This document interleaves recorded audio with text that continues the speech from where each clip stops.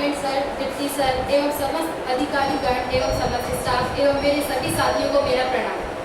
आज यहाँ पर हम सभी राष्ट्रीय एकीकरण में सरदार वल्लभ भाई पटेल के योगदान के बारे में सभी लोगों के विचारों को सुन रहे हैं। इसी तरह के कुछ विचार मैं भी प्रस्तुत करने के लिए यहाँ उपस्थित हूँ। हृदय कोमल आवाज में सिंह सी दहाड़, हृदय कोमल आवाज में सिंह सी दहाड़। भारतीय राजनीति के प्रखंड विद्वान, शत नमन ऐसे महान व्यक्ति सरदार वल्लभ भाई पटेल को, शत नमन ऐसे व्यक्ति वल्लभ भाई पटेल को जो है हमारे भारत देश की आन बान शान। जैसा कि हम सभी को ज्ञात है, कई सारे संघर्षों एवं कई वीर वीरांगनाओं के बलिदान के बाद हमारे देश को 15 अगस्त 1947 को स्वतंत्रता प्राप्त हुई।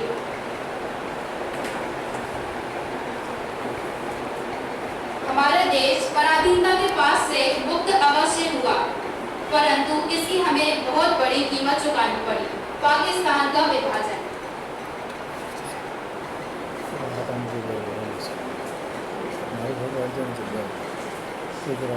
अंग्रेज जाते जाते जो कर सकते थे सो उन्होंने किया।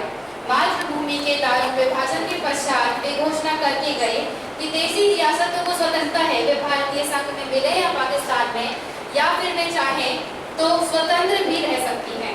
स्वाधीनता मिली परंतु छत पे छत हमारे भारत देश का आजाद नक्शा कई रंग बिरंगी रेखाओं से युक्त था, जिन्हें पार करके आगे बढ़ना मुश्किल था।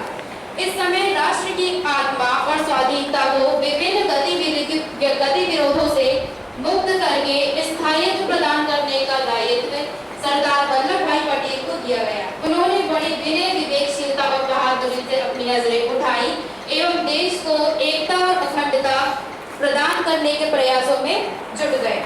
इस प्रयासों में सर्वप्रथम उन्होंने देशी रियासतों का एकीकरण करने का विचार किया।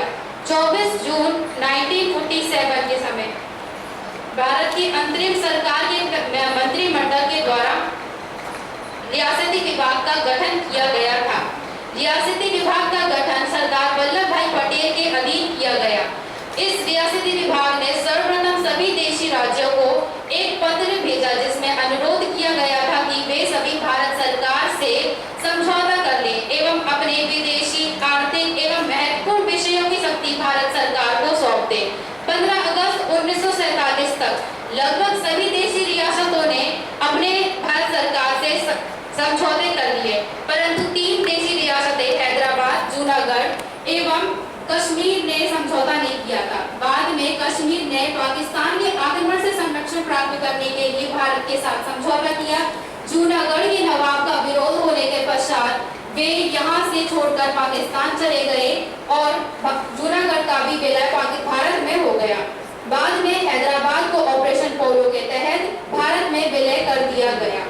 सरदार वल्लभ भाई जी का ही एक वक्तव्य है कि शक्ति के बिना विश्वास व्यर्थ है और शक्ति और विश्वास की सहायता से ही कई महान कार्य किए जा सकते हैं।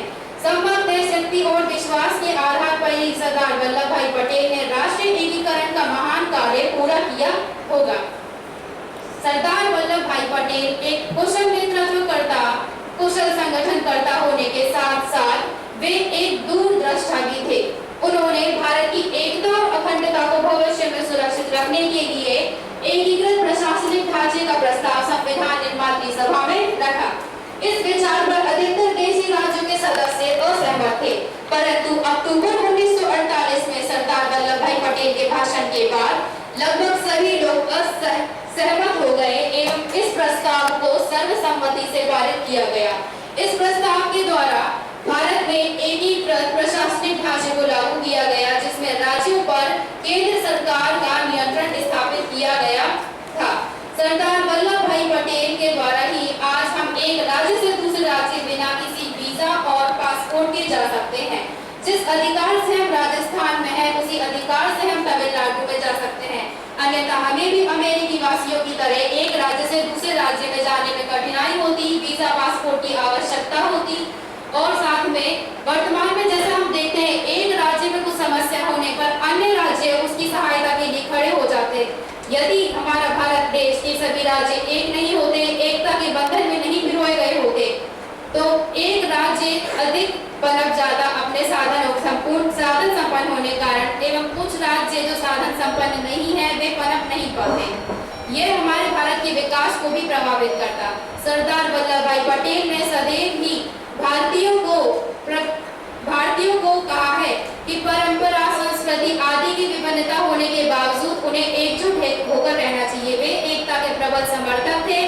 अंत में मैं अपने शब्दों को विराम देते हुए यही कहना चाहूंगी कि सरदार वल्लभ भाई जी के विचार और उनकी विरासत सदैव ही आगे आने वाली पीढ़ियों